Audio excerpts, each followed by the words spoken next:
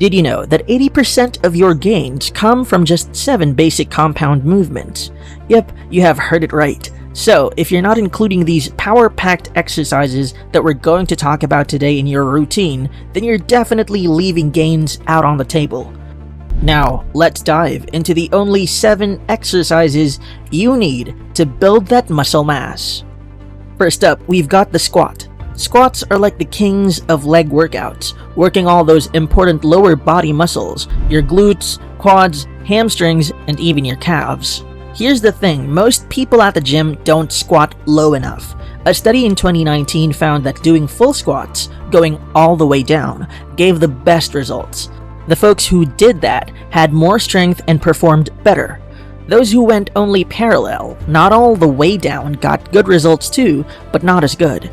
And those doing half squats get no extra strength but pain and stiffness.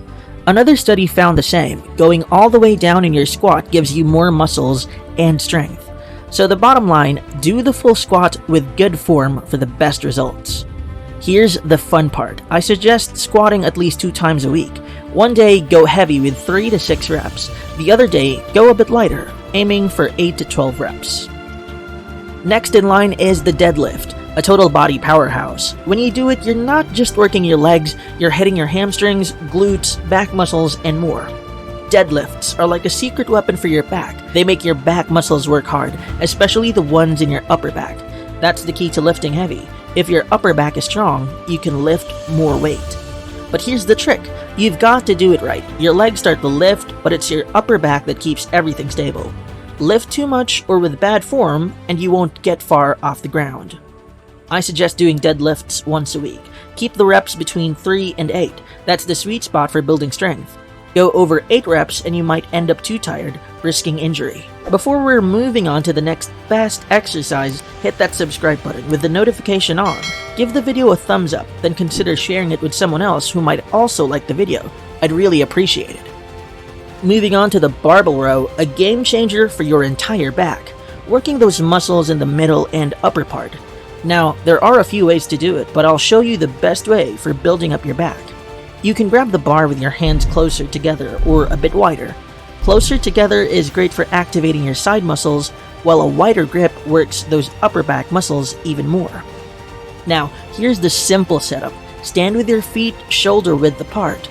Grab the bar with your hand a bit wider than your shoulders and lift it up. Then bend your hips back. Slightly bend your knees and lower the bar until you're at a little angle, not too high and not too low, just right. Now, get ready to pull. Take a deep breath, tighten your tummy muscles, and pull the bar up towards your chest. Squeeze your back muscles at the top, then slowly lower the bar back down. Repeat. Here's the fun part. You should try doing this Barble Row once or twice a week, doing 6 to 10 reps each time. Too heavy makes it tricky, and too light might tire out your lower back. Now let's talk bench press. Did you know that a 2014 study linked bench press strength with bigger pecs? Yep, bench pressing is your ticket to a bigger chest, and I've got execution tips to take your bench press game to the next level. Bench press is amazing at activating those pec muscles. First, make your back strong and stable by pulling your shoulder blades back and down. It's like setting the stage for a powerful lift. Use your legs too. Push them into the floor to give your lift an extra boost. Now, for you pros out there, when pushing the bar up, try going up and a bit back instead of just straight up. It's like a cool trick to load up those pecs even more.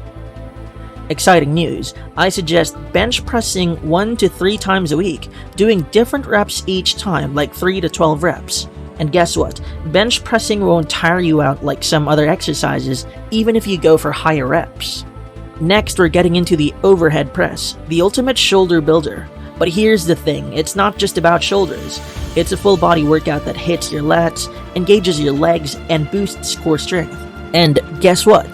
There are different ways to do it, like sitting or standing with a barbell or dumbbells. Research says the standing dumbbell overhead press is the best for working all parts of your shoulders. Sure, it can be a bit tricky to lift those dumbbells up, but it's worth it for those big shoulders. It's a great option for higher reps to make those muscles grow. Here's the plan. Try doing some form of overhead press twice a week. mix it up with heavier days, doing 3 to 6 reps, and lighter days, doing 8 to 12 reps. Exercise number 6, lunges. And let me tell you, these bad boys might just be the game changer your leg day needs. Now, we all love squats, right? But here's the plot twist. Squats are just one move in the grand leg day symphony. Enter lunges, the unsung hero that trains your body one leg at a time. Why does that matter? Well, it's the secret sauce to prevent those sneaking muscle imbalances between your legs. However, lunges aren't just hitting the hamstrings and glutes. They're bringing some serious action to the quads. Research spills the tea. Lunges might even activate parts of the quads more than our beloved barbell back squats. Who saw that coming? Now, here's the pro tip. If you're all about the glutes and hamstrings, take those wide steps. Picture it, your front leg reaching for the stars, almost vertical.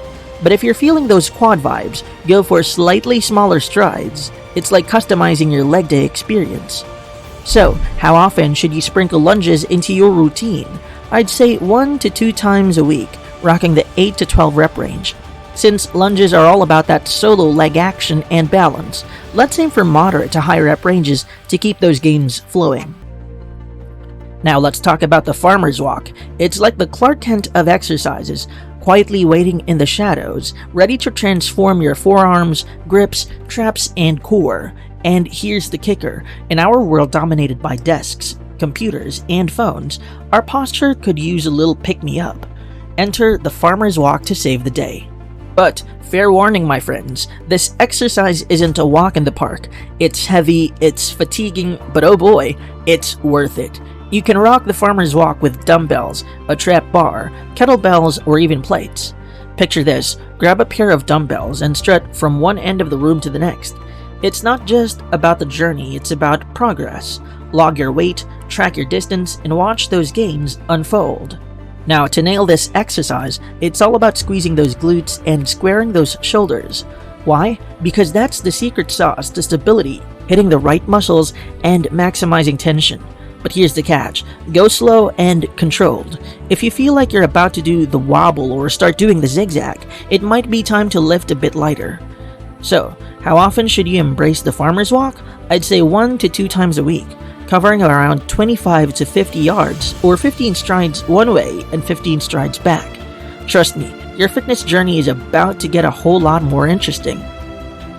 Now, in your weight loss and muscle building journey, one of the biggest problems you'll run into is building a perfect male physique. So, click on the screen. I'm going to walk you through the #1 workout to build your perfect V-shaped body.